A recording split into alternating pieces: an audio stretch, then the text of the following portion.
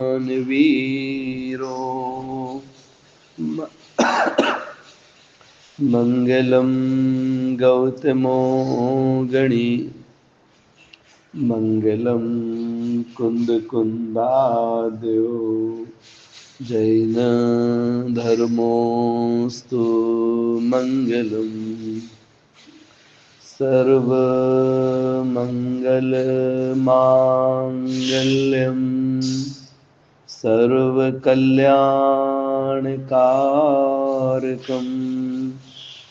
प्रधानं सर्वधर्माणां जैनं जयतु शासनम्।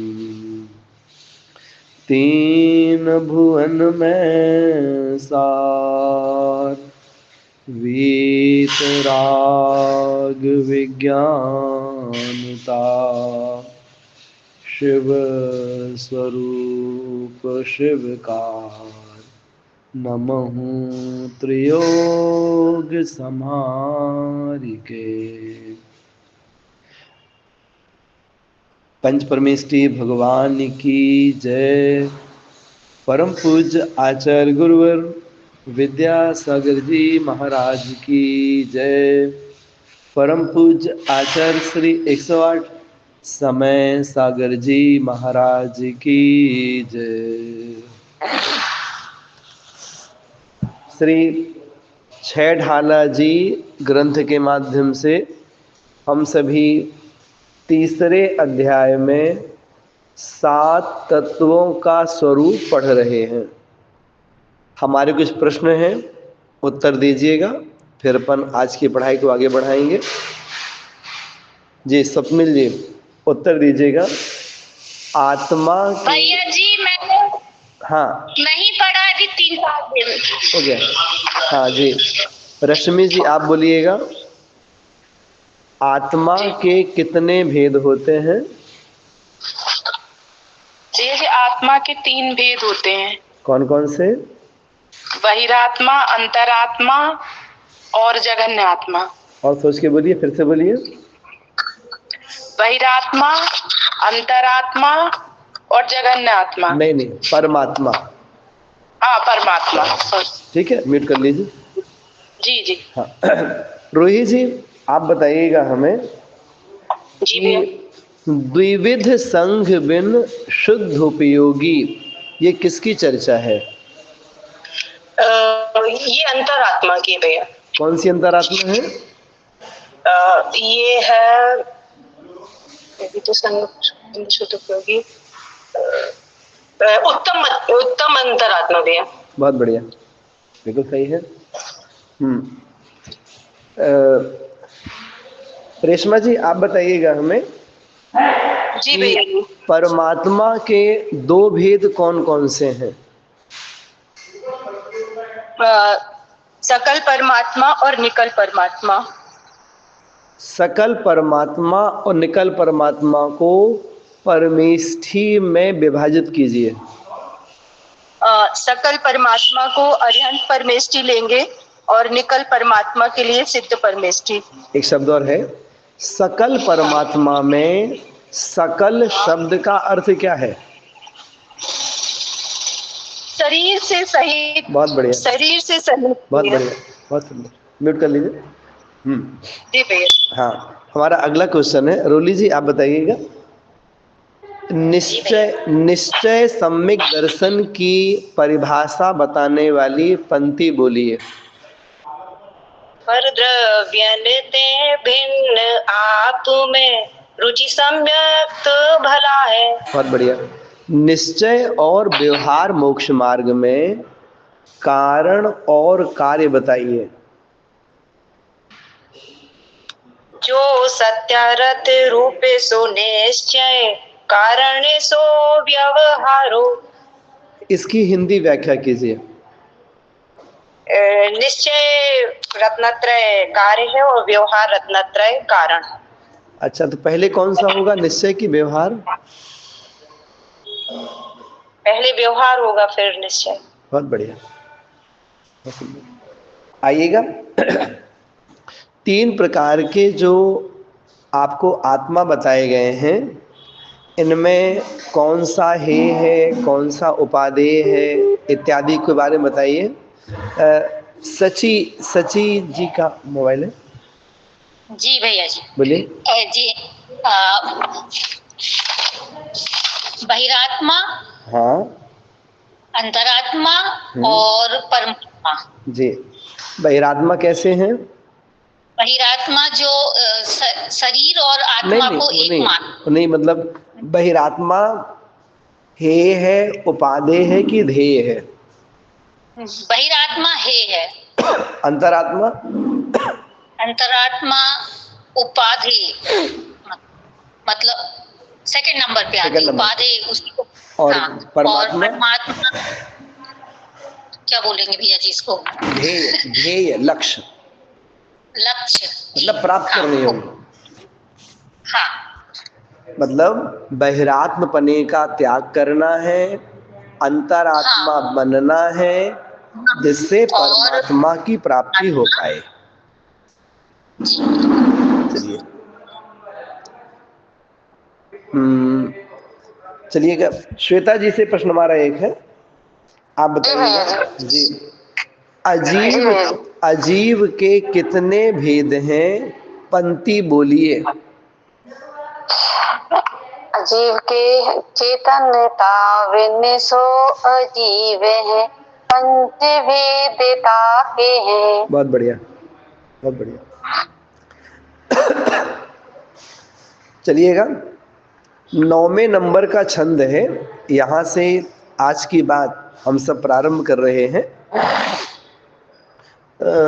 हमने, भैया जी मैं एक प्रश्न करूं पहले? स्वागत है, हाँ जी। अब भैया जी अभी जब बात बलय की बात चल रही थी अपनी, तो आपने बताया कि जो सिद्ध परमेष्ठी का सिर है वो तनु बात बलय तक मतलब टच करता है ऐसा। हाँ, तो वहां पर परंतु सिद्ध भगवान को तो अशरीरी होते हैं भैया, तो वहां सिर की गणना कैसे करेंगे अपन? देखो, सिद्ध भगवान अशरीरी हैं, लेकिन आत्म प्रदेश तो रहेंगे ना। जी जी आत्म भैया। प्रदेश तो कहलाएंगे कि नहीं कहलाएंगे?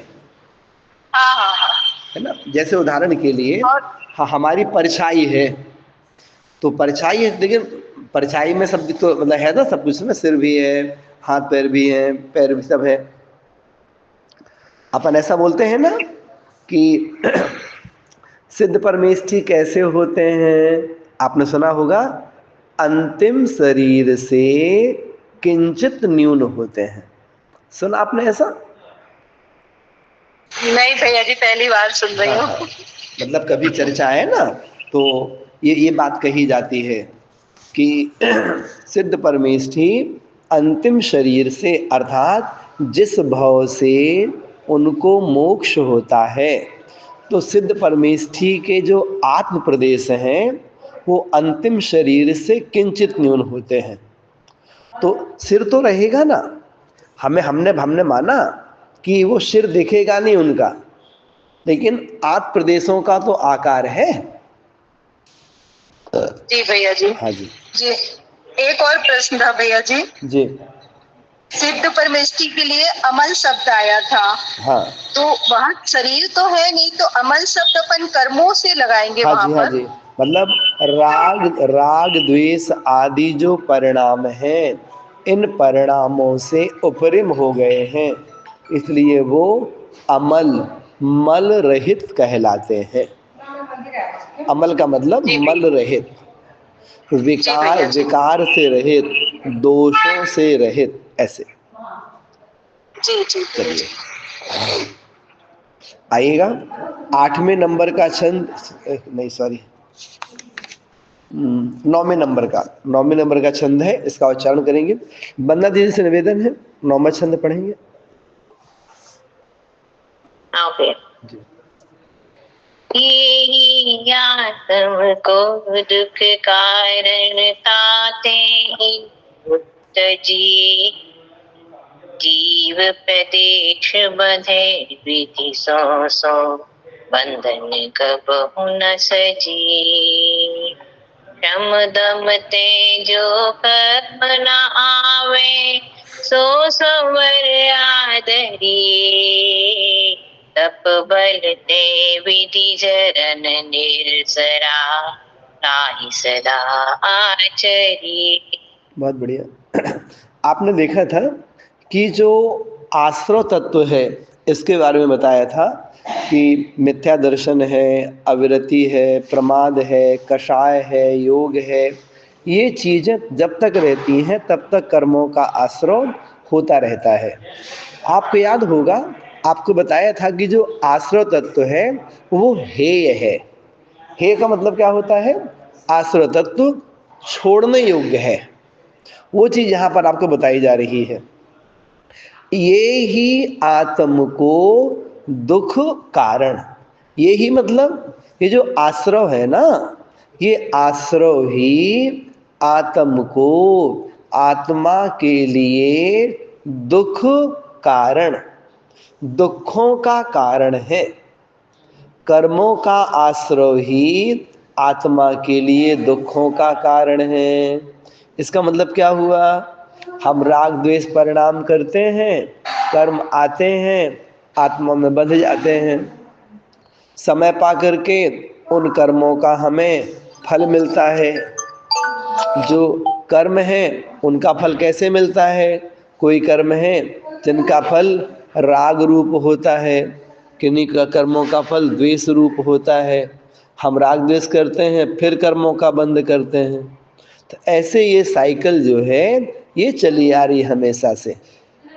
कई बार बहुत पुण्य का बंद कर लिया, स्वर्ग में चले गए, तो स्वर्गों में भी खूब सारा वैभव मिल गया, ऐशो आराम से वहां पर रह रहे हैं, खूब देवांगनाएं हैं, खूब पंचेंद्री विषय हो गए, उनको भोगते रहते हैं, उसी में जीवन चला गया पूरा। तो ऐसे करके ये जीव कर्म आश्रव को करता रहता है, इस कारण से संसार में भटकता रहता है।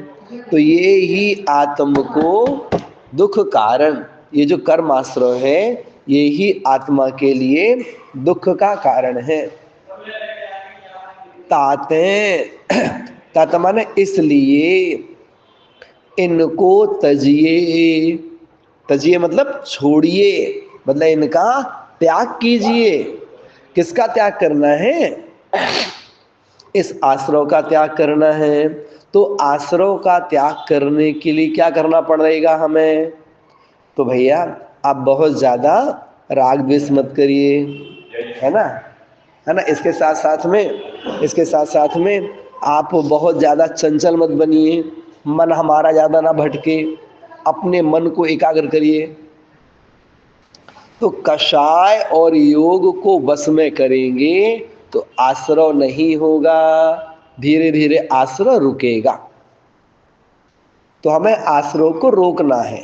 ताते इनको तजिए, इन आश्रव का त्याग कीजिए। अब कहते हैं अगला तत्व है बंध तत्व। क्या है? कर्म आएंगे, आएंगे तो आत्मा के साथ में वे कर्म बंधेंगे भी। तो कैसे बंधेंगे? जीव प्रदेश बंधे विधि सौ। जीव प्रदेश मतलब आत्मा के प्रदेश बंधे, बंधते हैं, आत्मा के प्रदेश बंधते हैं। किससे बंधते हैं? विधि सौ, विधि माने कर्म। तो आत्मा के प्रदेश और कर्मों के प्रदेश ये आपस में बंधते हैं। सो बंधन, इसका नाम बंधन, ये बंध तत्व कहलाता है। तो बंधन अच्छा है क्या? कहते हैं कबहू न सजिए, ऐसे बंधन से शोभायमान नहीं होना है, ऐसे बंधनों से सजना नहीं है। मतलब आश्रव भी छोड़ना है और बंध भी छोड़ना है। विशेषता क्या है? आश्रव होगा तो कर्मों का बंध तो होगा ही होगा। तो आश्रव भी ना हो, कर्मों का बंधन भी ना हो, ऐसे परिणाम, ऐसे भाव हमें करने चाहिए। ये चीज यहाँ पर बताई गई है। अब इसके बाद में अगला तत्व आता है संवर तत्व। संवर का मतलब क्या होता है? आपको याद है ना? संवर मतलब होता है रोकना, आते हुए को रोकना, इसका नाम संवर है। किसको रोकना? आश्रव निरोधः संवरः। आश्रव का निरोध ही संवर कहलाता है। आठ दूसरी क्लास 9 बजे क्यों जाए? हाँ जी। तो संवर क्या है? संवर है शम दम तय। दो शब्द हैं, शम और दम। शम का मतलब क्या होता है? ध्यान रखिएगा, शम माने समता परिणाम, सम माने कसायों की मंदता, और दम, दम मतलब इंद्रियों पर विजय प्राप्त करना। कितनी इंद्रियों पर? 5 इंद्रियों पर। तो अंतरंग में तो समता परिणाम होवे, और बहिरंग में इंद्रिय विषयों से बचें। इंद्रिय विषय संबंधी दुरुपयोग ना करें। तो शम दम तय जो कर्म ना आवे। मतलब मुनिराज जी क्या करते हैं? मुनि महाराज जी अपनी कषायों पर विजय प्राप्त करते हैं, और है तो स्पर्शन आदि पंच इंद्रिय विषयों से दूर रहते हैं। तो शम दम तय जो कर्म ना आवे, कर्म नहीं आते हैं। आपने पढ़ा है ना, आश्रव निरोधः संवरः। आश्रव का रोकना ये संवर है। तो शम दम तय जो कर्म ना आवे सो संवर, वो संवर तत्व है। क्या करना है? आदरिये, आदरिये आदर करना चाहिए। किसका आदर करना चाहिए? संवर तत्व का आदर करना चाहिए। आपको बताया था ना, यदि यदि हमें संवर तत्व को देखना है तो संवर तत्व हम किनमें देख पाएंगे? जी बोलिए रश्मि जी, संवर किनमें देख पाएंगे हम? भैया जी मुनि महाराज जी में। मुनिराज जी में। बहुत सुंदर है ना। जो मुनिराज जी हैं वो ही आते हुए कर्मों को रोक पाते हैं। तो संवर तत्व के दर्शन मुनिराजों में ही कर पाएंगे हम सभी। तो ऐसे संवर तत्व का आदर करना चाहिए। जो संवर तत्व से सहित हैं ऐसे मुनिराजों की भी सेवा बैया वृत्ति आदि करनी चाहिए। अब अगला फिर कहते हैं निर्जरा तत्व। इसकी परिभाषा बताई जा रही है। तप भैया जी एक बार शम दमते का फिर से समझा दीजिए। जी, शम माने समता परिणाम। शम मतलब समता परिणाम, और दम, दम बोलते हैं जो हमारी 5 इंद्रियां हैं ना, स्पर्शन आदि, तो 5 इंद्रिय संबंधी जो विषय हैं उन विषयों को रोकना। इंद्रियों का दमन मतलब इंद्रिय विषयों को रोकना। तो कषायों की मंदता शम है, इंद्रियों पर विजय प्राप्त करना दम है ना? ऐसा बोलते व्यवहार में ना, दम है तो आ जाओ। जी मतलब जी। पावर हो तो आ जाओ। पावर किसकी? देखने की, सुनने की, दौड़ने की, बोलने की, खाने पीने की। तो ऐसे शम दम तय कर्म नहीं आते फिर। चलिए अब कहते हैं निर्जरा तत्व किसे कहते हैं? तप बल तय। बल माने शक्ति, तप, तपस्या की शक्ति से विधि झरन, विधि माने कर्म, झरन दूर होते हैं, हटते हैं, आत्मा से संबंध छोड़ते हैं। तो तप बोलते हैं तपस्या की शक्ति से कर्मों की निर्जरा होती है।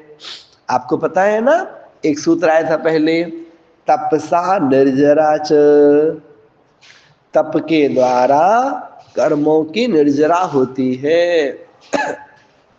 वही कह रहे हैं तप बलते, तपस्या की शक्ति से विधि झरन, विधि माने कर्म, झरण माने झरते हैं, नष्ट होते हैं, उसका नाम निर्जरा है। ताही, ताही माने उसको, उसको मतलब निर्जरा को सदा हमेशा आचरिए, आचरिए आचरण में लाना चाहिए।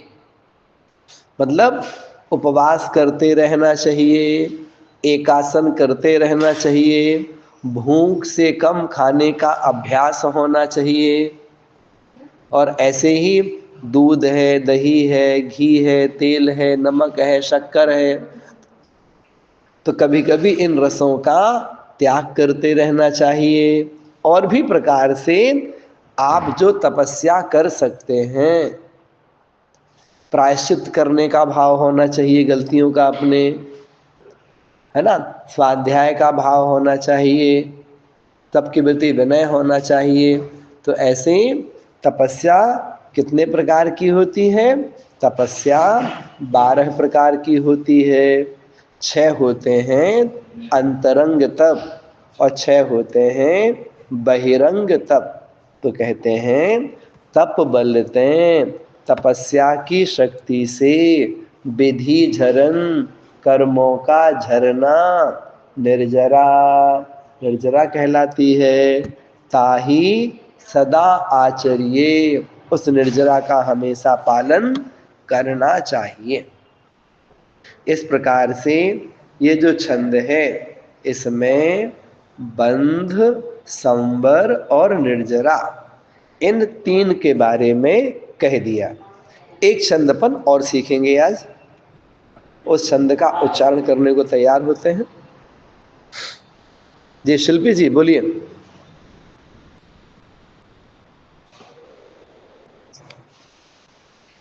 सकल कर्म से रहित अवस्था, सो विधि सुखकारी। यही विधि जो सरदा तत्वन को, सो समिकित व्यवहारी। देव जिनेन्द्र गुरु परिग्रह बिन, धर्म दया जुत सारो। एहू मान समिकित को कारण, अष्ट अंग जुत धारो। कह रहे हैं बहुत बढ़िया। अब इसके बाद में 7 तत्वों में जो अंतिम तत्व है उसका नाम है मोक्ष तत्व। कह रहे हैं सकल कर्मते रहित अवस्था, सकल कर्मते रहित अवस्था सो शिव, शिव माने मोक्ष। मोक्ष किसे कहते हैं? आचार्य कहते हैं सभी कर्मों से रहित जो आत्मा की अवस्था होती है। सभी कर्म कैसे हो गए?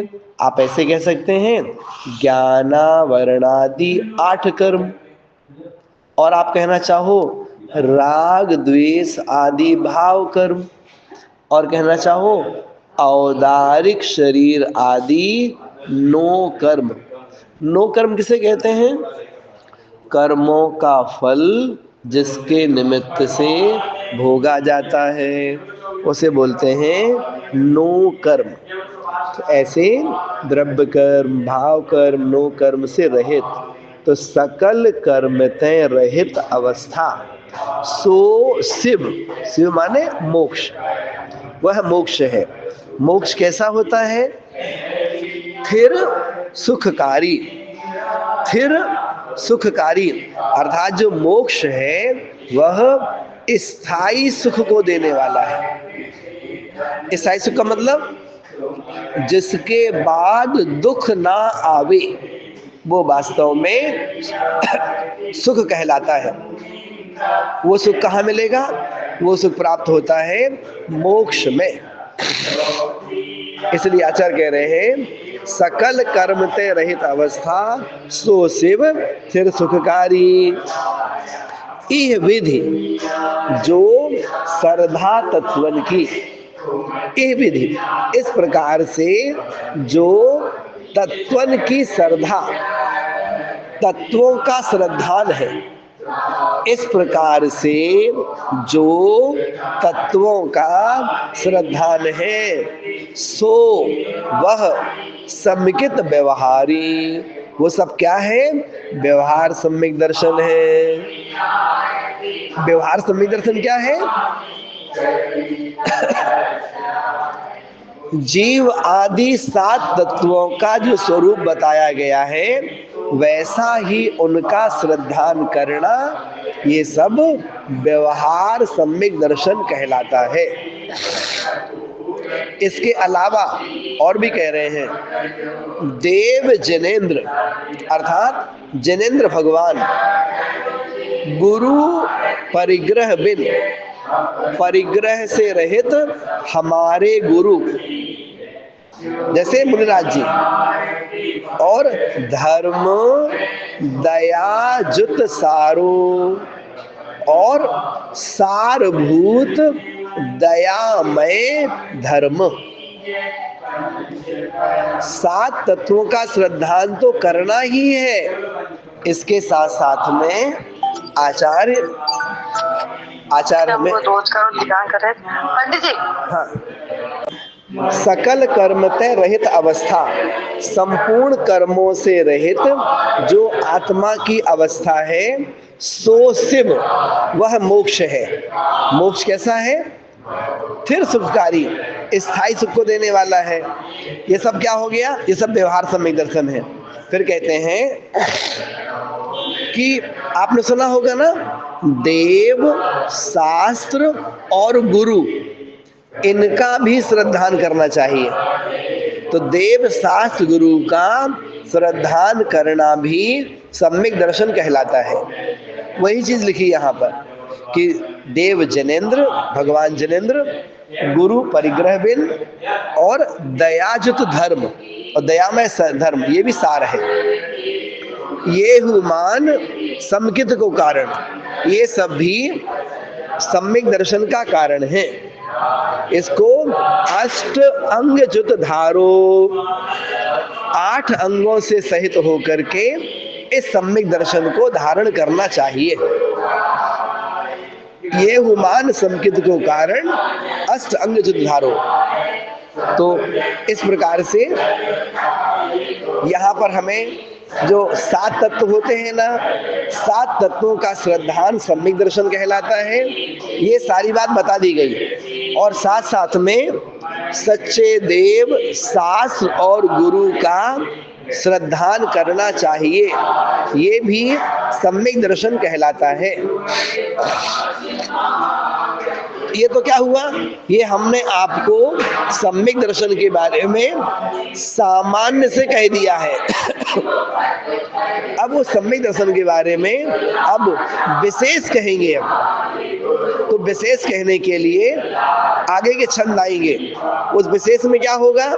उस विशेष में बताया जाएगा कि सम्यक दर्शन होता है ना, वो 8 अंगों से सहित होना चाहिए, 25 दोषों से रहित होना चाहिए। तो 8 अंग कौन से होते हैं, 25 दोष कौन से होते हैं, इन सब की चर्चाएं आपके सामने आगे और की जाएंगी। तो डिस्टर्ब हो रहा है आज लगता सीखते हैं यहाँ पर। कोई क्वेश्चन तो कर लीजिएगा। हाँ भैया जी, मैं पूछना चाहती हूँ थोड़ा सा जी। भैया, ये 8वां जो आपने बताया था, जो 8वां दोहा है इसका, यो अजीवा वास्तव सुनिए मनमत चाहते होगा, तो आपने मिथ्या, अविरत और प्रमाद 3 प्रकार बताया था कल, क्लास लेफ्ट हो गई थी। अच्छा, नहीं जी, तो हाँ उसके हाँ, बाद आपने बताया था नहीं तो भैया। कोई बात नहीं। उसके बाद में कसाय और योग, दो चीज दोहरा जाते हैं। तो मिथ्या दर्शन, अविरति, प्रमाद, कसाय और योग।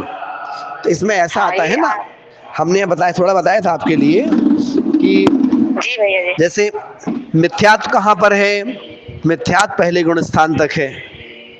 अविरति कहाँ तक है, तो महावृत्ति जब तक नहीं बने तब तक अवृत्ति कहलाएंगे। प्रमाद कहाँ तक है, मुनिराज जी मुनिचर्या का पालन कर रहे हैं, प्रमाद हो जाएगा। कषाय कहाँ तक, 10वें गुण स्थान तक है। योग कहाँ तक है, आपको बताया था ना, सयोग केवली अरहंत परमेष्ठी। तो अरहंत परमेष्ठी को भी कर्मों का आश्रय होता है। तो ऐसे करके मतलब जैसे जैसे हम धर्म के मार्ग में आगे बढ़ते जाएंगे वैसे वैसे कर्मों का आश्रय रुकता जाएगा। धर्म के मार्ग में आगे कैसे बढ़े कहलाएंगे, आपको सम्यक दर्शन की प्राप्ति हो, आप व्रती बनो, आप महाव्रती बनो, आप अप्रमादी बनो, आप कषायों पर विजय प्राप्त करो, योग भी समाप्त होवे। तो जो जितने कर्मों के आश्रयों को रोकता है वो उतना संबर करने वाला हुआ करता है, ऐसा यहाँ पर समझना चाहिए। जी भैया जी। बात समझ रहे हैं हमारी? जी भैया। हाँ हाँ। और कोई क्वेश्चन किन्हीं का? अभी हमारे 5 मिनट है, क्वेश्चन कर सकते हैं। भैया जी ये लाइन समझा दीजिए फिर से। कौन सी? प्रदेश बोल देते हैं। हाँ समझ गए। जीव प्रदेश, जीव मतलब आत्मा, तो आत्मा के प्रदेश और कर्मों के प्रदेश। जैसे होता ना, दूध और पानी है। दूध क्या हुई, हमने कहा है दूध जो है वो आत्मा है, पानी क्या है, कर्म है। तो दूध में पानी मिला दिया तो दूध पानी मिलके एक हो गए। तो वैसे ही आत्मा के साथ में ये कर्म आके चिपक जाते हैं। जैसे जैसे प्लाईवुड होता ना, तो प्लाईवुड के ऊपर आपको माइका चिपकाना है, सन माइका। तो उसके लिए क्या चाहिए पड़ेगा आपको, फेविकोल। फेविकोल चाहिए पड़ेगा, है ना। तो कसाय रूपी फेविकोल के माध्यम से आत्मा रूपी प्लाईवुड में कर्म रूपी माइका चिपक जाता है जी। तो कर्म और आत्मा कैसे हुए हैं, दोनों मिले हुए हैं, एक में एक हो रहे हैं। लेकिन माइका माइका है, बोर्ड बोर्ड है, दूध दूध है, पानी पानी है, भले दोनों मिले हुए हों। वैसे ही आत्मा के साथ में कर्म बंधे हुए हैं, लेकिन आत्मा का स्वभाव ज्ञान दर्शन है और कर्मों का स्वभाव पुद्गल रूप है। जी जी भैया जी। जी जी। और कोई क्वेश्चन किन्हीं का? भैया जी एक बार अविरति अच्छे से समझा दीजिए। बोल देते हैं। शब्द है अविरति। अविरति के 12 भेद होते हैं। 5 इंद्रियां और मन ये वश में नहीं होना, 5 स्थावर और 1 त्रस, इन जीवों की हिंसा का त्याग नहीं होना, इसको बोलते हैं अविरति। अविरति मतलब क्या हुआ, अविरति मतलब हुआ अभी हमारा भोजन करने का कोई टाइम निश्चित नहीं है, सुबह दे दीजिए, सुबह उठते ही चाहिए चाय दे दीजिए, है ना। खाना खाने का टाइम निश्चित नहीं, सुबह क्या खाना फिर क्या खाना, सारे दिन मुंह चलता रहता है। ऐसे ही जो पंचेंद्रिय विषय हैं कोई निश्चित नहीं है किस समय किस विषय को भोगने लगे। वैसे ही त्रस जीव हैं, स्थावर जीव हैं, इनकी हिंसा करते रहते हैं, जीवों की आराधना हमारे द्वारा होती रहती है। तो 5 इंद्री और मन वश में नहीं होना, और 5 स्थावर और 1 तरस, इन जीवों की हिंसा का त्याग नहीं होना, इसको बोलते हैं अविरति। अविरति मतलब अव्रत, अव्रत मतलब जो त्यागी वृत्ति नहीं है। आप देखते हैं ना, जो त्यागी वृत्ति जन होते हैं, अब वो कोशिश करते हैं वो लोग कि हमें चटाई पर चलना ना पड़े। कोशिश करते हैं ना वो चटाई खिसका करके अपन मंदिर में कहीं आए जाए, अगर आना जाना है तो। क्यों? अंदर में जीव रक्षा का भाव है। ऐसे ही भोजन पानी है, आटा है, मसाला है, क्या करना भैया? मर्यादा का खाएंगे। उनको उनको सब विचार करना पड़ता है। आटा कितने दिन हो गए? 6 दिन हो गए। अब अष्टांगिका जानने वाली है, अब 7 दिन की मर्यादा समाप्ति की ओर है, अब मर्यादा 5 दिन की हो जाएगी। तो वो सारा विवेक जिनके पास में रहता है। अब क्या है, पापड़ बना लिए हैं, चलो इनको हम तल के रख देते हैं, तो कल तक खा लेंगे इनको, बस हो गया। परसों नहीं, परसों नहीं खाएंगे। ये गुड़ के लड्डू बनाए हैं, इसमें पानी थोड़ी पड़ता है इस गुड़ के लड्डू में, तो खा लो 7 दिन 15 दिन खा लो आप आराम से। तो जब व्रती लोग होते हैं ना, तो व्रती जन इन सब चीजों का ख्याल रखते हैं। और अव्रती जन, क्या पार्टी है, क्या शादी है, क्या किटी पार्टियां हैं, कहीं भी कुछ भी कैसे भी आन दो, हम खाएंगे आराम से हम तो वो अव्रत कहलाते हैं। तो ऐसे ही हमारा उठना बैठना, हमारा बात करना, है ना, ऐसे टीवी देखना, तो कभी देखना तो क्या देखना क्या नहीं देखना, सुनना तो क्या सुनना क्या नहीं सुनना।